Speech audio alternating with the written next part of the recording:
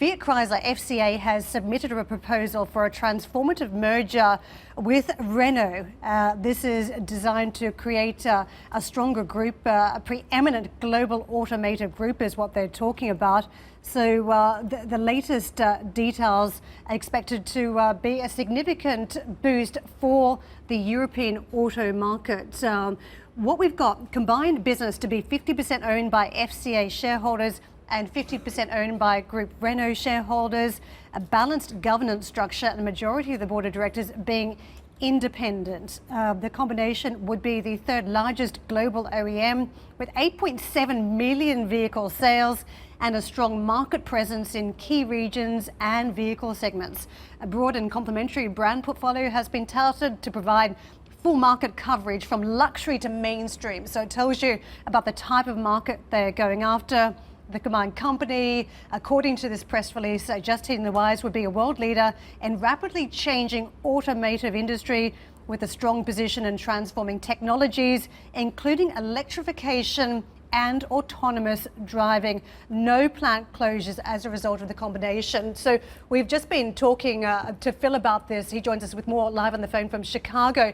Phil, come in on this. So we've just got early details being sketched out in this press release. What do you make of what you know and how that matches up with the release?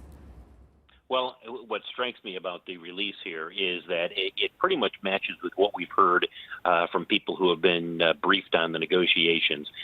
Here's what stands out here. This proposal for a merged company, which will be 50% owned by shareholders of Fiat Chrysler, 50% of the shareholders of Renault, then raises the question, what does Renault do with its partnership with Nissan and Mitsubishi? As I read through this release, I see nothing in here regarding, does that dissolve? Does Renault then say we want out of that partnership? And it's not as simple as simply saying we want out of that partnership. Remember, they own 35% of Nissan, and Nissan owns 15% of Renault.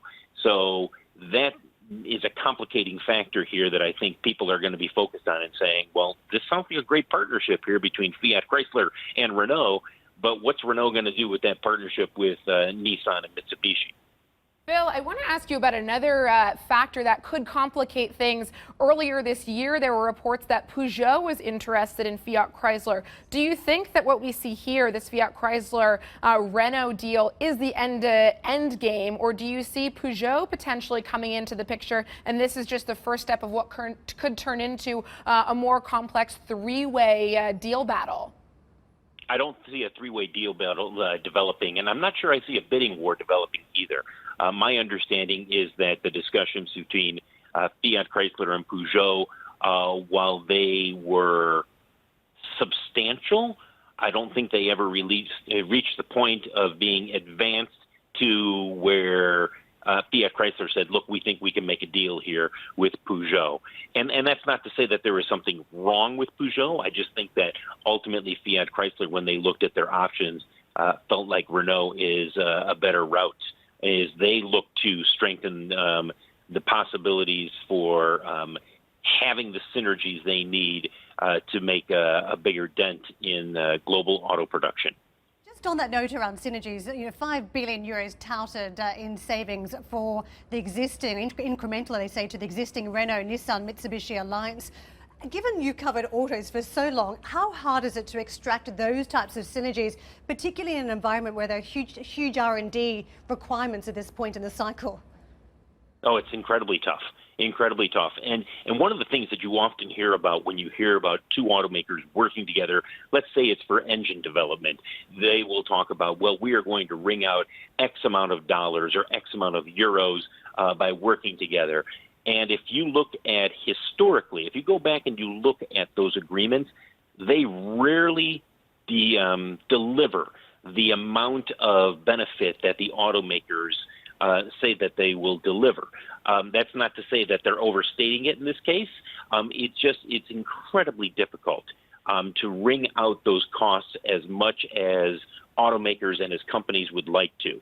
It doesn't mean that this isn't a substantial opportunity here for both Fiat Chrysler and for Renault. It just means that if $5 billion is going to be, or 5 billion in euros is going to be incredibly difficult to achieve, but they've got a shot at it. I mean, you've got two management teams here who are hell-bent on making sure that they can grow profit margins in an industry that is under pressure.